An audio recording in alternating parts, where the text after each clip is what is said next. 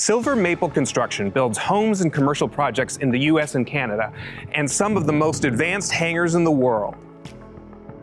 You can call us and say, hey, I want a zero carbon footprint mass timber hangar that's 35,000 square feet and I need it in a year. And then we just make it happen. That's what we're good at.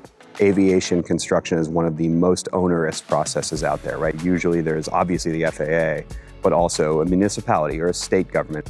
Really the only question is how for us, not if. We are the easy button for this kind of work.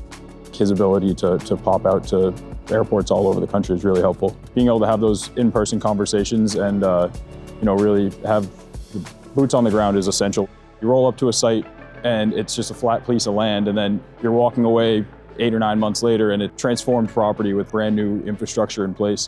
We have a similar go-get-it attitude. There's basically no version of this where the aviation division, our construction division, exists at all unless I'm a pilot. What makes their airport project stand out? Sustainability.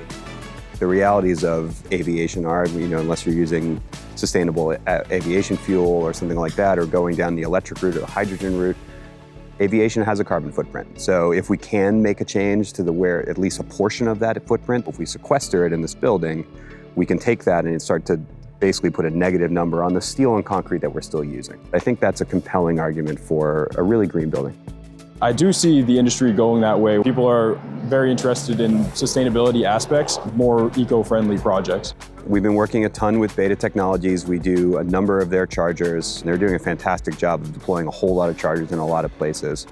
In airport construction, Silver Maple stands out for speed. That means being there for each project in person. We have a tendency to be very quick in our space. And I think that's a result of the fact that I'm a carpenter by trade and most of our people are tradespeople who've grown into these newer, larger roles in project management and larger projects. What we tend to have is a very mission-driven, how do we get from point A to point B as quickly as possible? And we tend to be very turnkey, right? So we aren't trying to manage a bunch of subs necessarily. We have a lot of that in-house, and I think that makes us fast and nimble.